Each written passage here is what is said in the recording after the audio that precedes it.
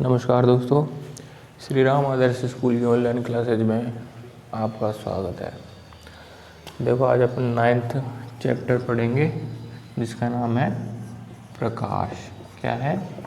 प्रकाश, जो कि आपका नवा चैप्टर है। ठीक है, इस नवे चैप्टर से आपके बोर्ड पेपर में 5 नंबर के प्रश्न पूछे जाएंगे। कितने नंबर के प्रश्न पूछे जाएंगे? 5 नंबर के प्रश्न पूछे जाएंगे। इस 5 नंबर को डिवाइड कर कर इसमें से प्रश्न पूछे जा सकते हैं। 3 नंबर का कोई प्रश्न पूछा जा सकता है, 1 नंबर का कोई प्रश्न पूछा जा सकता है। मतलब इस 5 नंबर को 3 और 1 नंबर में डिवाइड किया जाएगा। ठीक है, तो ये 9th चैप्टर है आपका 10वीं क्लास का, जिसको अपन पढ़ेंगे। ठीक है, तो चैप्टर का नाम है प्रकाश। तो सबसे पहले अपन जान लेते हैं कि प्रकाश क्या होता है। ठीक है, देखो, प्रकाश के बारे में आप सभी जानते हैं कि प्रकाश क्या होता है। प्रकाश जो होता है वो एक प्रकार का माध्यम होता है जिसकी सहायता से हम क्या कर सकते हैं, देख पाते हैं या विभिन्न वस्तुओं के रंगों की पहचान कर पाते हैं कि ये वस्तु इस रंग की है, ये वस्तु इस रंग की है। एक उदाहरण ले लेते हैं।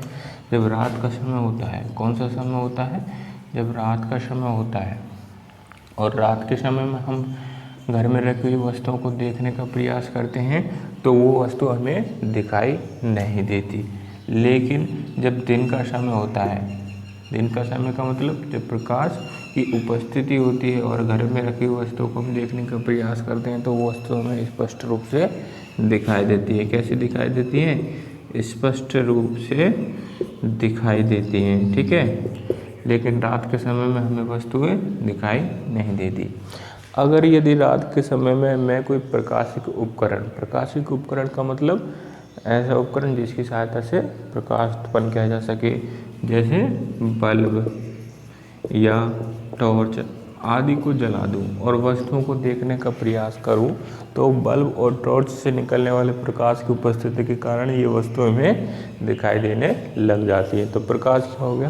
प्रकाश एक प्रकार का माध्यम हो गया जिसकी सहायता से हमें क्या होती हैं, वस्तुएं दिखाई देती हैं। वस्तुओं को हम क्या करते हैं, महसूस कर पाते हैं कि ये वस्तु इस रंग की है या ये वस्तु इस रंग की है। ठीक है, अब इस प्रकाश के कारण वस्तु हमें दिखाई कैसे देती है?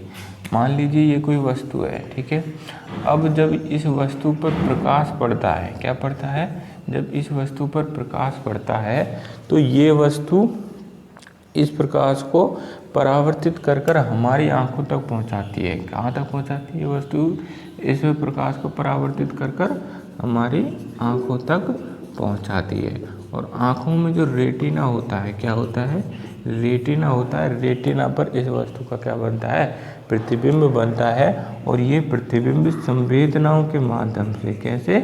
संवेदनाओं के माध्यम से हमारे मस्तिष्क तक पहुंचता है और मस्तिष्क इस वस्तु की क्या कर लेता है? पहचान कर लेता है। ठीक है, तो वस्तु में दिखाई इस प्रकार से देती है। जब भी कोई प्रकाश वस्तु पर पड़ेगा तो वस्तु उस प्रकाश को परावर्तित कर कर हमारी आंखों तक पहुंचाती है और आंखों में जो रेटिना होता है वो रेटिना उस वस्तु का प्रतिबिंब बनाता है और उस प्रतिबिंब को संवेदनाओं के माध्यम से मस्तिष्क तक पहुंचाया जाता है। तब वो वस्तु हमें क्या करने लग जाती है? दिखाई देने लग जाती है। ठीक है, अब एक प्रश्न यहाँ ये आता है कि ये जो वस्तुएं होती हैं, ये वस्तु हमें लाल रंग, ये पीली रंग या अलग अलग तरह के रंगों की कैसे दिखाई देती है? तो देखो उसका क्या आंसर होगा। जब भी कोई भी प्रकाश है, क्या है? जब कोई भी प्रकाश है, ठीक है, जब कोई प्रकाश किसी वस्तु पर पड़ेगा, किस पर पड़ेगा? जब कोई प्रकाश किसी वस्तु पर पड़ेगा तो वो वस्तु उस प्रकाश के कुछ रंगों को क्या कर लेती है? अवशोषित कर लेती है। जब कोई प्रकाश किसी वस्तु पर पड़ता है तो उस प्रकाश के रंगों को वो वस्तु क्या कर लेती है? अवशोषित कर लेती है। किनको अवशोषित कर लेती है वस्तु? प्रकाश के रंगों को अवशोषित कर लेती है। क्या कर लेती है? प्रकाश के रंगों को अवशोषित कर लेती है। और कुछ रंगों को वो क्या कर देती है? परावर्तित कर देती है। क्या कर देती है? कुछ रंगों को ये वस्तु क्या कर देती है? परावर्तित कर देती है। तब ये परावर्तित रंग जब हमारी आंखों तक पहुंचता है, कहाँ तक पहुंचता है? हमारी आंखों तक पहुंचता है तो इस वस्तु का रंगीन प्रतिबिंब हमारे रेटिना पर बनता है। किस पर बनता है? रेटिना पर बनता है। और रेटिना इसे संवेदनाओं के माध्यम से कहाँ पहुँचा देती है? हमारे मस्तिष्क तक पहुँचा देती है। और मस्तिष्क इस रंगीन वस्तु की पहचान कर लेता है कि ये वस्तु लाल रंग की है या पीले रंग की है। जब किसी वस्तु के द्वारा लाल रंग को परावर्तित किया जाता है तो वस्तु हमें लाल रंग की दिखाई देती है। जब हरे रंग को परावर्तित किया जाएगा तो वस्तु हमें कैसी दिखाई देगी? हरे रंग की दिखाई देगी।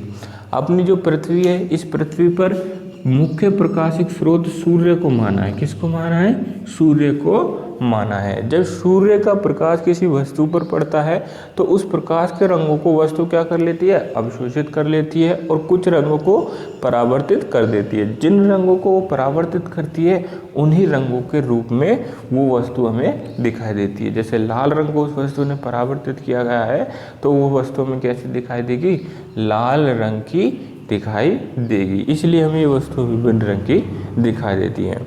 अब मान लीजिए कोई भी वस्तु है, ठीक है, कोई भी वस्तु है, उस वस्तु के द्वारा प्रकाश के सभी रंगों को अवशोषित कर लिया जाए। किनको? प्रकाश के सभी रंगों को अवशोषित कर लिया जाए तो ये जो वस्तु होगी वो हमें काले रंग की दिखाई देगी। कैसे रंग की दिखाई देगी? काले रंग के दिखाई देगी। और अगर किसी वस्तु के द्वारा अवशोषित रंगों को सभी अवशोषित रंगों को परावर्तित कर दिया जाए, क्या कर दिया जाए? किसी वस्तु के द्वारा अवशोषित सभी रंगों को परावर्तित कर दिया जाए तो वो वस्तु हमें कैसी दिखाई देगी? सफ़ेद रंग की दिखाई देगी। कैसी दिखाई देगी? सफ़ेद रंग की दिखाई देगी। ठीक है, तो ये है अपने वस्तुओं के रंगीन दिखाई देने का कारण। ठीक है, अब मान लीजिए कोई भी वस्तु है, ठीक है, इस वस्तु पर ये प्रकाश पड़ रहा है या इस वस्तु पर ये प्रकाश की किरण पड़ रही है। ठीक है, क्या पड़ रही है? प्रकाश की किरण पड़ रही है। अब मान लीजिए इस प्रकाश की किरण से, ये प्रकाश की किरण इस वस्तु से कैसे निकल जाती है? आर पार निकल जाती है। तो ये जो वस्तु होगी, ये वस्तु कौन सी वस्तु कहलाएगी? पारदर्शी वस्तु कहलाएगी। कौन सी वस्तु कहलाएगी? पारदर्शी वस्तु कहलाएगी। या ये जो माध्यम होगा वो कैसा माध्यम होगा? पारदर्शी माध्यम होगा। मतलब जिस वस्तु से प्रकाश आर पार निकल जाता है वो माध्यम कैसा माध्यम होता है? पारदर्शी माध्यम होता है। ठीक है, अब देखो यहाँ तक आपको बात समझ आ गई होगी। अब देखो जो प्रकाश होगा, अपन ने ये पढ़ा है कि प्रकाश जो होता है वो सामान्यतः कैसी रेखा में गमन करता है? सरल रेखा में गमन करता है। लेकिन ये आवश्यक नहीं है कि प्रकाश जो है वो हमेशा सरल रेखा में गमन करे। कैसे? हमेशा प्रकाश सरल रेखा में गमन करे। मान लीजिए कोई प्रकाश सरल रेखा में गमन कर रहा है और इसके मध्य कोई छोटा अवरोध रख दिया जाए। कैसा अवरोध रख दिया जाए?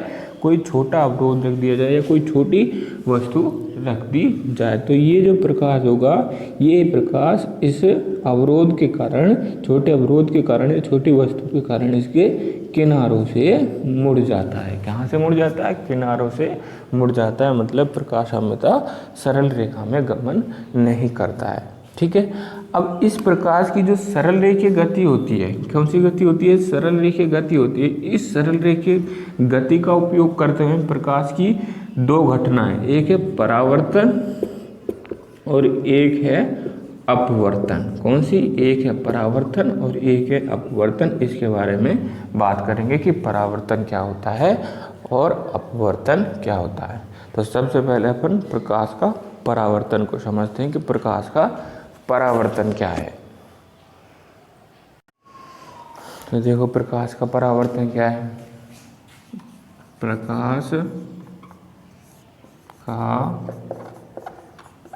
परावर्तन, ये भी प्रकाश का परावर्तन क्या होता है। ठीक है, परावर्तन और अपवर्तन के लिए जिस पृष्ठ से वस्तु जिस पृष्ठ से प्रकाश परावर्तित या अपवर्तित होगा उसके लिए अपन एक दर्पण का यूज करेंगे। किसका यूज करेंगे?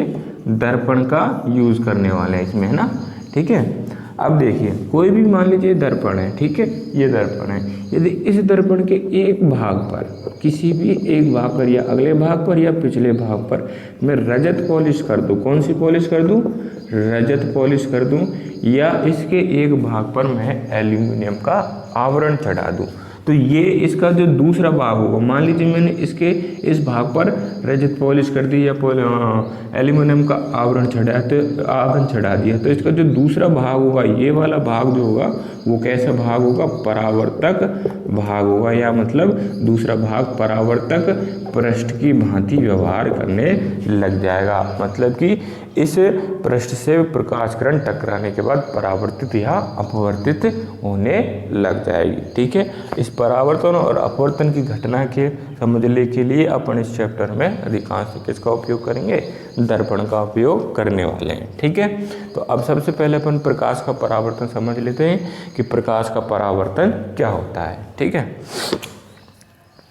देखिए प्रकाश का परावर्तन क्या होता है। मान लीजिए ये कोई पृष्ठ है, ठीक है, मान लीजिए ये कोई पृष्ठ है। इस पृष्ठ के एक भाग पर अपन क्या करते थे, रजत पॉलिश या किसी भी एल्यूमिनियम का आवरण चढ़ा देते हैं। तो आपको पता है इसका दूसरा भाग कैसे व्यवहार करने लग जाएगा, परावर्तक पृष्ठ की भांति व्यवहार करने लग जाएगा।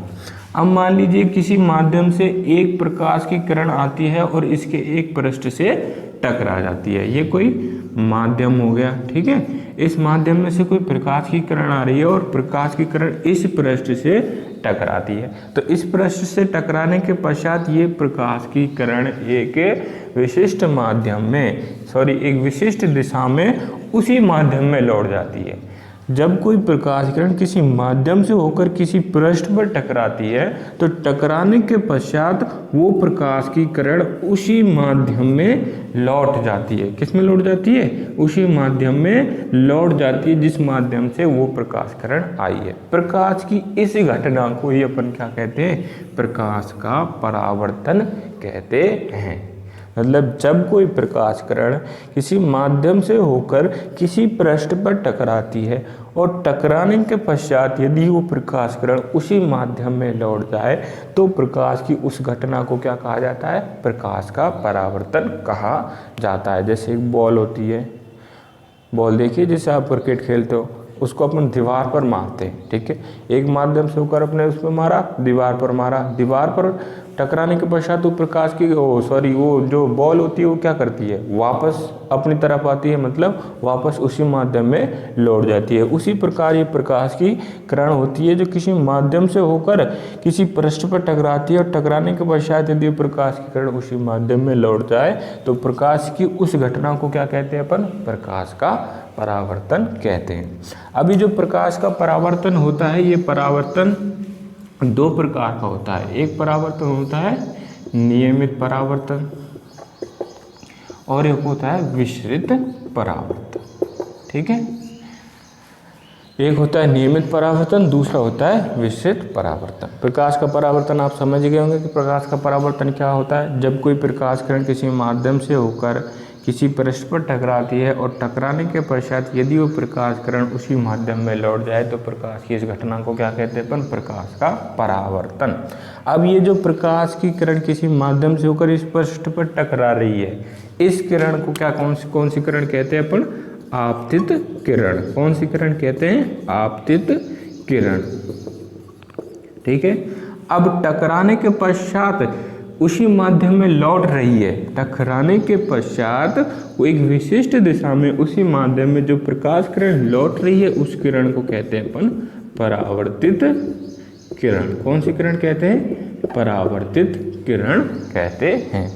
अब ये जो आपतित किरण और ये जो परावर्तित किरण जिस बिंदु पर मिलती हैं, इस बिंदु पर मिल रही हैं, इस बिंदु पर यदि मैं एक लंब खींच दूं, क्या खींच दूं, एक लंब खींच दूं, तो इस लंब को मैं अभिलंब बोलूंगा। कौन सा बोलूंगा, अभिलंब बोलूंगा, या इस रेखा को मैं क्या बोलूंगा, अभिलंब बोलूंगा। ठीक है, अब इस आपतित किरण और इस अभिलंब, ये हो गई आपतित किरण और ये हो गया अपना अभिलंब। अब इस आपतित किरण और इस अभिलंब के मध्य जो कोण बनता है, क्या बनता है, जो कोण बनता है उस कोण को बोला जाता है आपतन कोण। कौन सा कोण बोला जाता है, आपतन कोण, जिसे कोण आई से व्यक्त करते हैं। किससे व्यक्त करते हैं, ये कोण का चिन्ह हो गया और ये हो गए आपतन कोण। कोण आई से व्यक्त किया जाता है आपतन कोण को। ठीक है, अब इस अभिलंब और इस परावर्तित किरण के मध्य जो कोण बनता है, किसके,